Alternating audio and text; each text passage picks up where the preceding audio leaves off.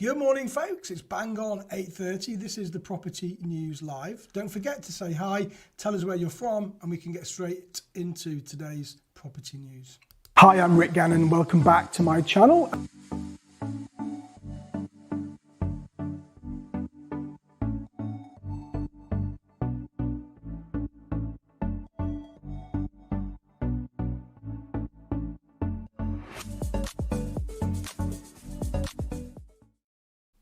So what is it in the news today? Don't forget to say hi and we'll do the shout outs after the first news bulletin.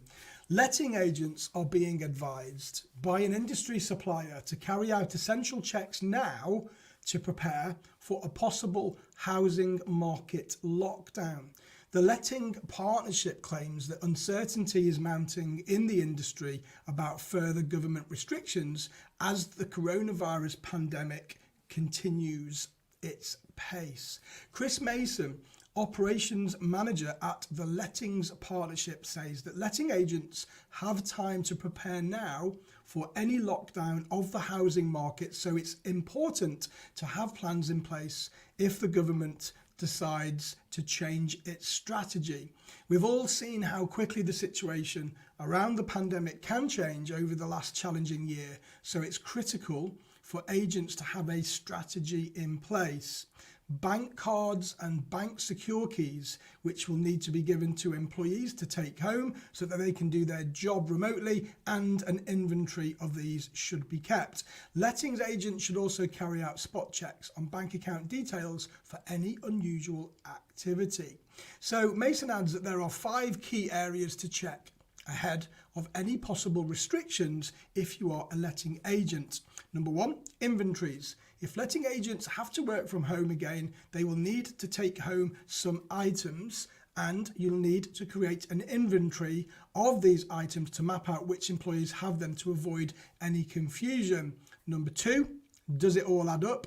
Landlords and contractors still need to be paid even if the housing market shuts down, and letting agents have to shut up shop. So when working remotely, don't forget to check your sums regularly. Take the current number of managed lets, then multiply this by the average rent per month. Now add any move-in monies received. The next stage is to download the client account statement in Excel for the last month using online banking. Total up the payments and the 2 figures should be very close. Be vigilant. Letting agents should always carry out spot checks for unusual activity, but this is especially important when working remotely. There are software audits which detect unusual changes in bank account details across client accounts, and those audits can pull up who changed the bank details and even whether the details then reverted back to the original. Agents should also be mindful of employees changing bank details when it's not their responsibility to do so. So there you go, folks. That is a very quick summary if you are an agent on a couple of the things that they think you should do. Let's do the shout outs. I've got loads of people coming in this morning. First up, Yemi, good morning from Essex. Kim, good morning, watching from Teignmouth. Marlon from Coventry.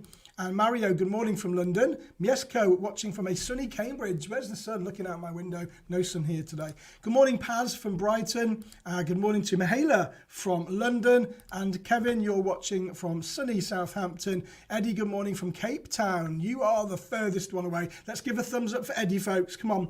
Eddie is watching from Cape Town. Now, that's dedication, isn't it? Good morning, Maria, watching this morning from YouTube, and you're watching from London. If you're watching on YouTube, folks, now is the time to give yourselves a shout out. Errol, good morning. Doesn't say where you're from, but you're watching on LinkedIn. Good morning, Chelina, watching on LinkedIn. Good morning, Ray Reese. Master G. Good morning, Master G. Good morning, Reese, watching from LinkedIn. And Jason, good morning.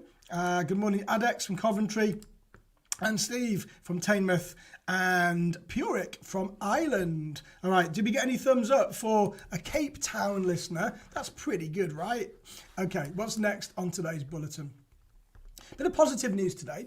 Despite the dust only just beginning to settle from a highly active end to 2020 for the housing industry, there is a lot to take in already for 2021.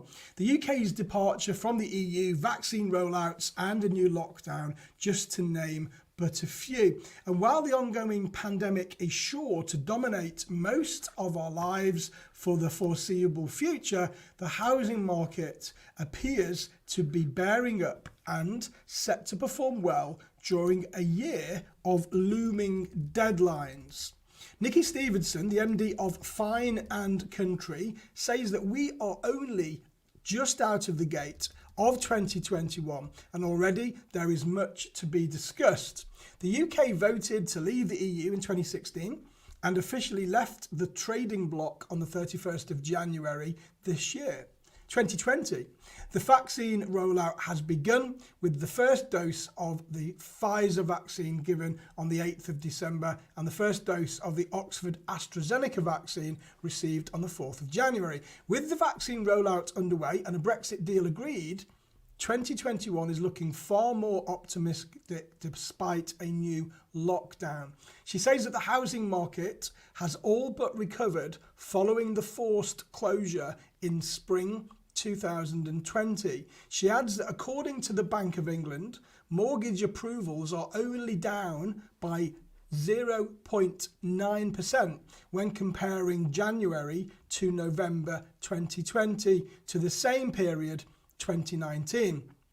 And according to Zoopla, new sales agreed in 2020 were 9% above 2019. The remarkable recovery was thanks to households re-evaluating their housing requirements and was fueled, of course, by the stamp duty holiday.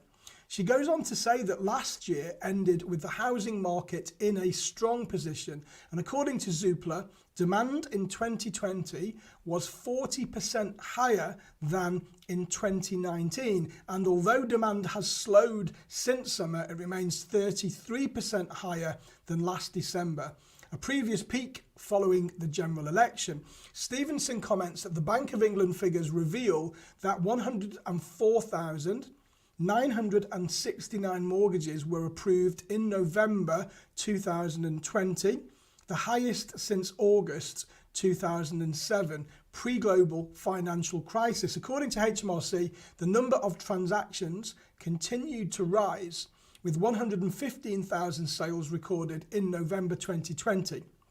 That's 19.3% higher than in November 2019. Rightmove has reported that an estimated 650,000 properties are still changing hands, and therefore transaction figures will continue to increase in the early parts of 2021. She adds that with demand outweighing supply, house prices rose throughout 2020.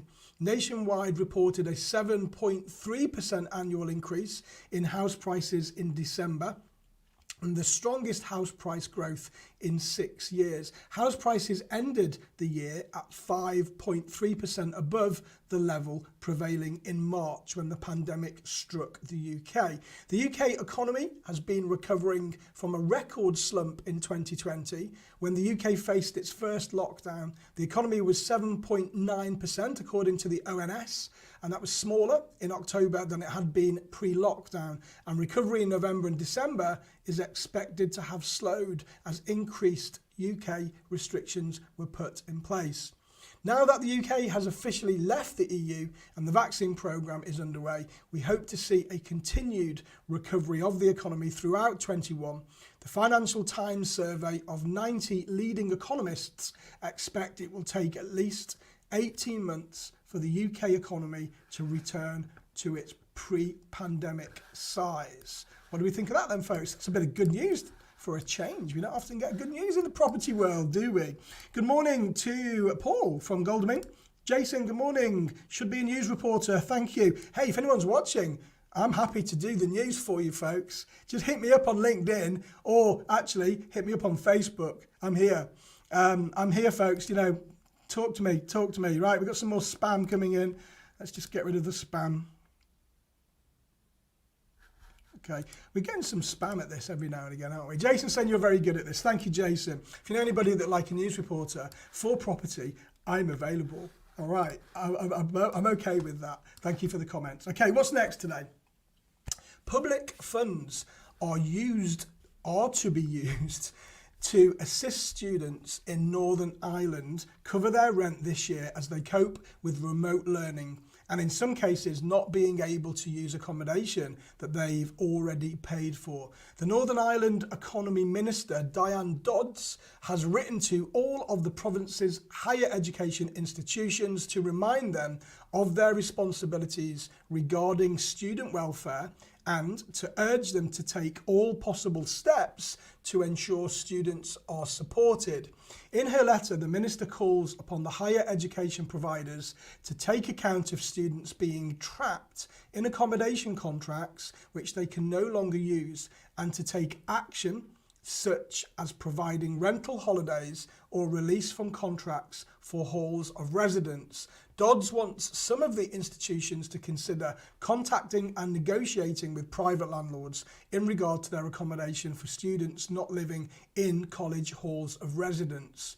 She says, "I have also been contacted by many students' parents and others regarding the negative impact the current situation is having on students' mental health."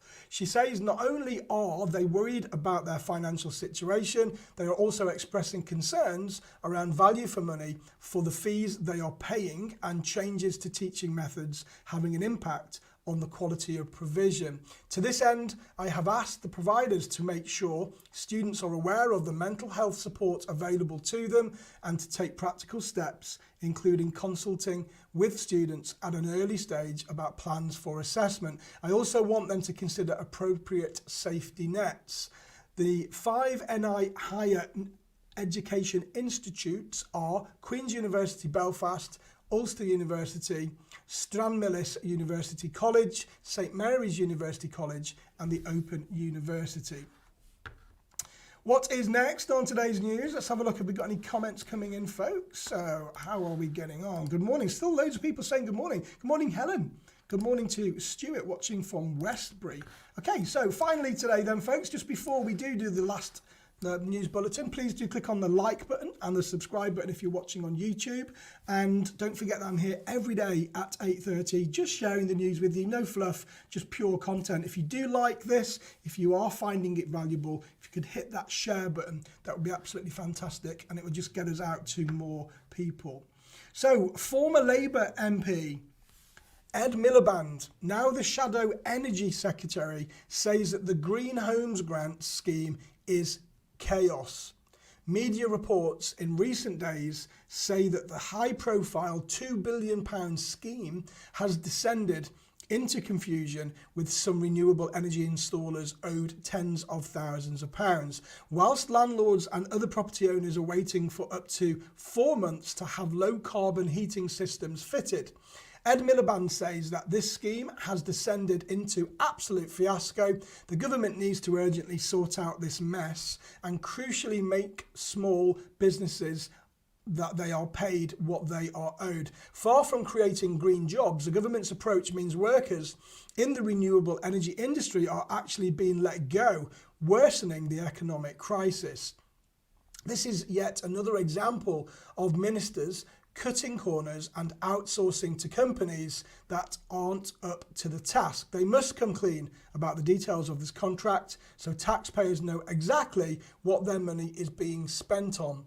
Instead of a piecemeal, short-term, fragmented approach, we need a proper, long-term, comprehensive plan to transform our housing stock. Landlords can claim vouchers of up to £5,000 to pay for 2/3 of the work to replace fossil fuel heat systems with renewable energy appliances. Installers have to be registered with Trustmark, and they charge the installers £30 plus VAT to log each job. The scheme was to end in March this year, but has now been extended until March 2022 because of several delays. Folks, that is it from me today. Thank you for the comments, appreciate the follows. I'm going to be going over to Clubhouse at 9 o'clock to discuss the same, but then we open it up and we go to debate. So if you are in Clubhouse, you can follow me at Rick Gannon, and I'll see you over there at 9 o'clock. And until then, don't forget to have some fun. Take care, folks. Hi, I'm Rick Gannon. Welcome back to my channel.